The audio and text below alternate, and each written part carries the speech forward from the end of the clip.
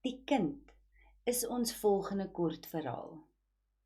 Hierdie storie gaan ver terug en is gebaseer op ware gebeure.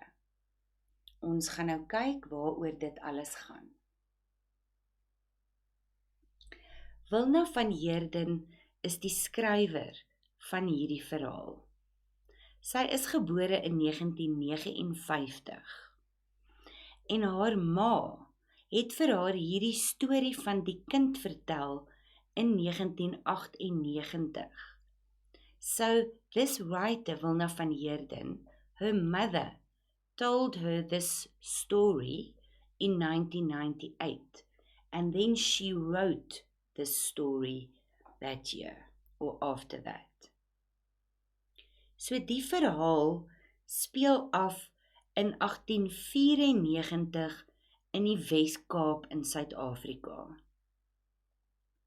Dis gebaseer op ware gebeure, based on true events. Die mense het gebly op 'n plaas en die plaas se naam was Fancourt en dit is naby George. Vandag is dit 'n bekende golfbaan. Hetta is die oudste van 6 kinders. Sy is die oudste van 6 kinders, the oldest of 6 children. En haar ma is weer swanger. Her mother is pregnant again with a 7th child. Reg. So hierdie verhaal begin wanneer die pa terugkom van die kerk af. So the father comes back from church to the farm en dan praat hy met sy vrou. Hy gesels met die ma. Right? He talks to the mother. Sy begin dan kerm of sy begin huil. She starts to cry. En dit laat die kinders dan dadelik weet, iets is fout. So the children immediately know, especially Hetta, the oldest child, and she is about 7 years old. So let's just make a note here, she is 7 years old. Iets is fout, something is wrong. Dit lei tot maande van spanning. So something is wrong and this leads to months of tension in the house. Die ma is baie sick. The mother is very sick and mostly in her room. En die pa is baie weg van die huis af. The father is mostly away from the house. So een aand het Hetta afgeluister wat haar ma en pa gepraat het. She was eavesdropping to what her mother and father was saying. So sy het min of meer geweet wat aangaan. More or less, she knew more or less what was going on. And because she was only 7 years old, this was a very heavy burden for her to carry. Dit was 'n swaar las vir haar om te dra. And we'll find out what this heavy burden was that she had to carry. What we do know, however, is that her life was never the same again. Reg. Die storie word vertel as 'n ek-verteller uit Hetta se point of view, from Hetta's point of view. Dis uit 'n kind se oë, from a child's perspective. In other words, it is honest. Die storie word op 'n eerlike manier vertel. Ons sien dit alles deur haar oë. Sy is ons enigste bron van inligting. She is our only source of information, right? Until we get the postscript. Daar is 'n naskrif by hierdie storie. A postscript at the end of the story that gives us more perspective and more details about the story. Die metodiese moment in hierdie verhaal. This is the event that leads or that sets things in motion. That sets things in motion. En die metodiese moment is wanneer die pa terugkom van die kerk. So that happens right in the beginning of the story. We don't have a build-up or anything, it just starts. Dit lei dan na spanning. This leads to tension. En dan luister Hetta af when she eavesdrops. And now she has doubts about the future. Sy twyfel oor die toekoms.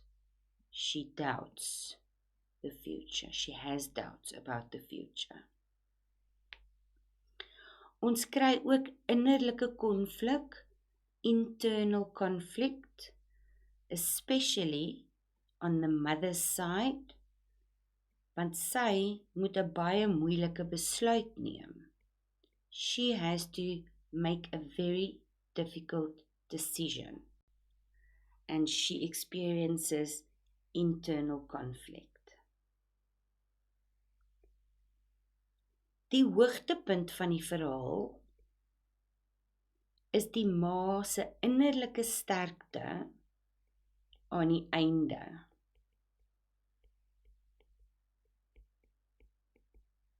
Wanneer sy hierdie besluit deurvoer. So, at the end, the mother's inner strength, when she goes through with the decision that she has taken, the decision is then being put into action.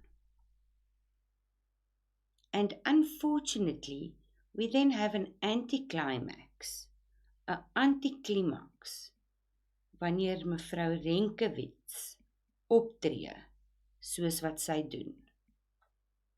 So mevrou Renkewitz se optrede is 'n anticlimax. Mrs. Renkewitz's, the way that she acts becomes an anticlimax at the end of the story. So let's go through a summary of die kind. Die verhaal begin waar die pa van die kerk af terugkom en hy lyk omgekrap. He looks upset. Hetta vat die ander kinders dam toe om te gaan speel. She takes them to the dam to go play. Remember, they live on a farm and it is 1894. Hulle hoor hulle ma kerm. They hear their mother crying. Hetta maak dan 'n lawaai met 'n blik, sodat die kinders dit nie kan hoor nie. She makes a noise with a can that she finds there so that the other children don't hear the mother crying. Hulle mag eintlik nie op 'n Sondag by die dam speel nie. So on a Sunday, the dam was actually off limits because they were all dressed in their best clothes. Om die etenstafel is dit stil en ma lyk of sy gehuil het.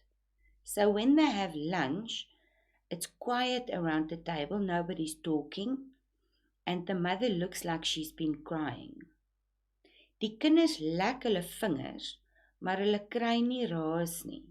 So usually the parents are very strict when they're eating, and the children aren't allowed to lick their fingers and eat with their hands. But this time, nobody actually shouts at them for doing that. They just allowed to do it. Reg.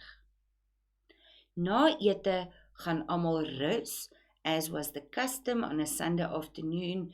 Everyone goes for a Sunday afternoon nap. Dit is doodstil in die huis. Pa sit 4 uur alleen op die stoep. 4 o'clock, when it's coffee time, the father was alone on the patio, on the stoep. Die aand by die tafel het ma 'n sakdoek. So it seems like the mother's been crying the whole day. She has a handkerchief that night when she comes to the table. Pa bid lank en hulle sing nie.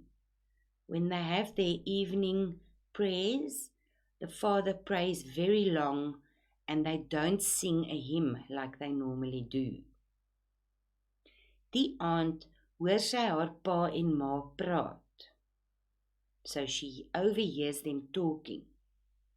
Haar pa sê hulle het nie 'n keuse nie. Die ma sê sy kan nie.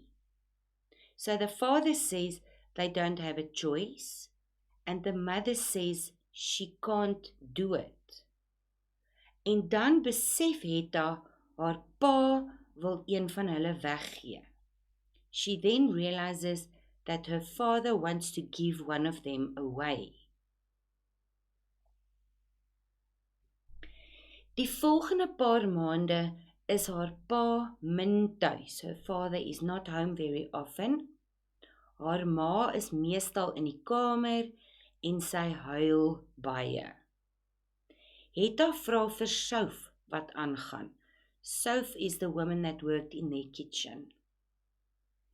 Soph sê, Dominee het gevra, iemand moet 'n kind gee vir die Duitse sendelingpaar. So there was a German missionary couple that couldn't have children of their own. So the minister at the church asked the people in the church if one of them could maybe give a child away to this couple so that they can adopt a child, so that they don't have to be childless. And this is a very tough thing for Hetta to now deal with, because now she realizes that her parents are considering giving one of them away, and she's wondering if it might be her. Reg. Hetta kon dit nie verstaan nie. Hetta was struggling to understand this. Daardie aand word haar ma baie siek. Her mother gets very sick that night. Die kinders mag haar glad nie pla nie. The children aren't allowed in the room. They're not allowed to bug her at all.